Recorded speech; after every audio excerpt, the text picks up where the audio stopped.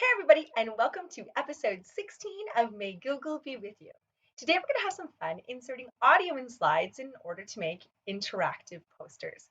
Now, this can look a lot of different ways. This could be a traditional poster where we're creating an infographic, perhaps a magazine cover, or perhaps it's just one of our interactive Google Slides rooms that are really popular right now.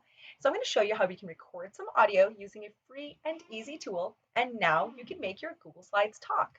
This is fantastic for things like second language practice, vocabulary review, being able to do running records for your reading, labeling scientific diagrams, explaining mathematical concepts, you name it.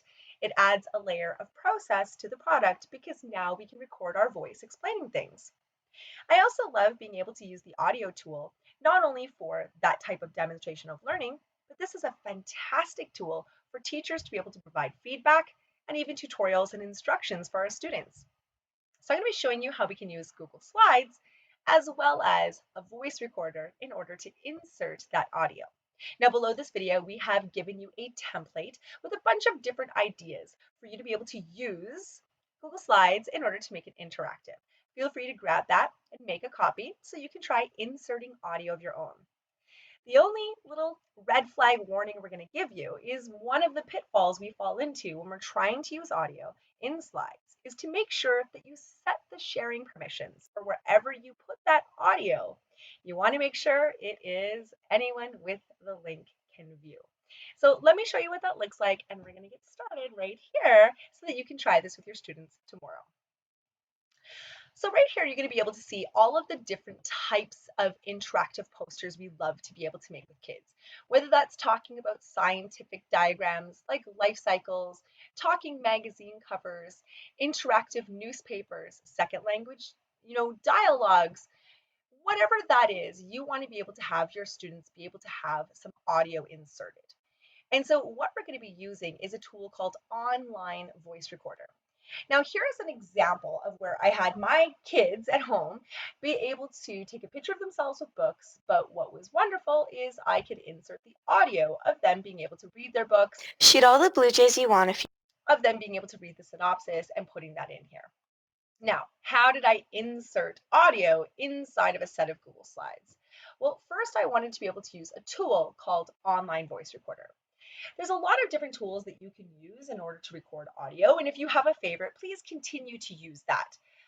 But I wanted to use Online Voice Recorder because it doesn't matter which device I use. This is completely Chromebook friendly. I can use this on an iPad or as well my PC or a Mac.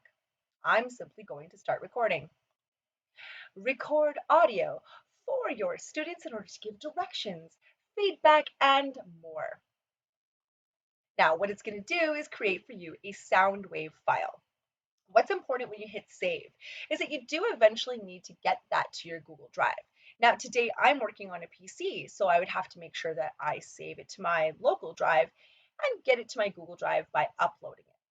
So I'm going to go ahead and hit save. What I need to really make sure happens is that when I'm inside of my Google Drive, I created a folder called audio files. You can create a folder by saying new and folder. I wanted to create audio files, and this is where I'm choosing to either save or upload my audio files. If I was uploading from my local drive because I was using a Mac or a PC, I'd be inside of this file, and I would say new, and I would say my file upload, and I would go grab that audio file. What's really important is that your audio file folder is shared with the sharing permissions of anyone with the link in view. Because what will happen is you'll have this great slideshow presentation, kids will be telling interactive stories, you name it, and they won't be able to insert the audio. Well, they'll be able to insert it, but no one's going to be able to hear it. So we want to make sure that we have those sharing permissions so that when I put it on a set of slides, people will be able to hear it. Now we have a whole bunch of different examples for you for how you could use audio inside of slides. And you can click on any of these icons, whether that's a dialogue template, perhaps telling stories, being able to put audio on different parts of the story arc, telling an emoji story or running records. We also have a whole folder here of infographic templates.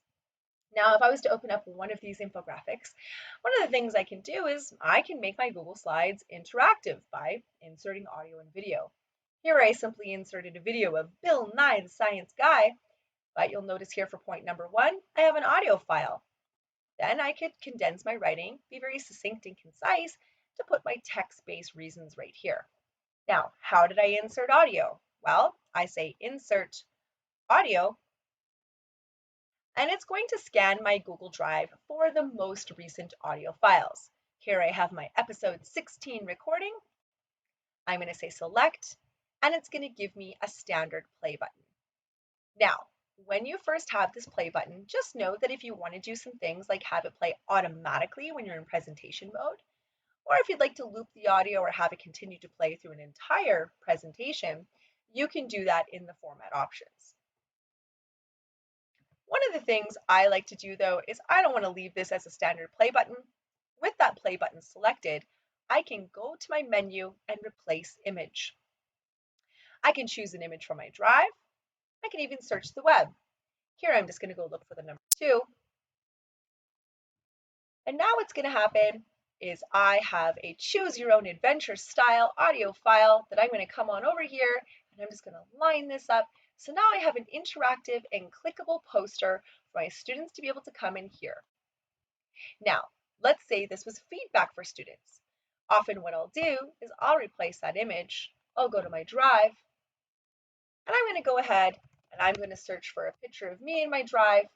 And my students will know if they see a picture of me, that is going to be my feedback for them. Oh goodness, where's a picture of me?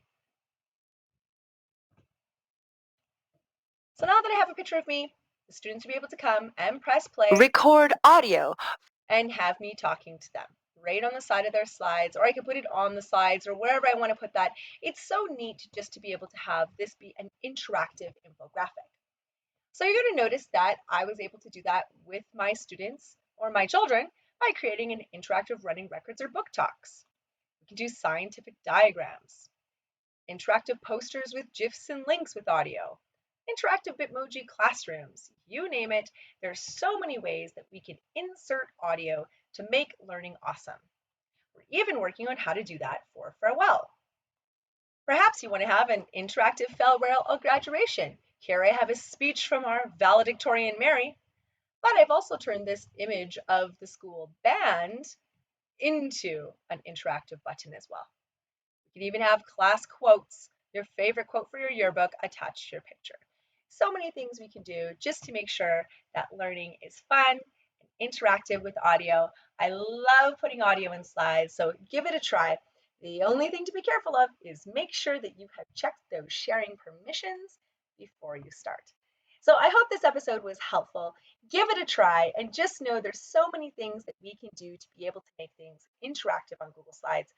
Whether that is maybe a student has recorded a piece of music, maybe that's reading, second languages, whatever that is, just make sure you record it, save it with anyone with a link in view, and you're good to go. Have a great day, everybody, and we'll see you for the next episode.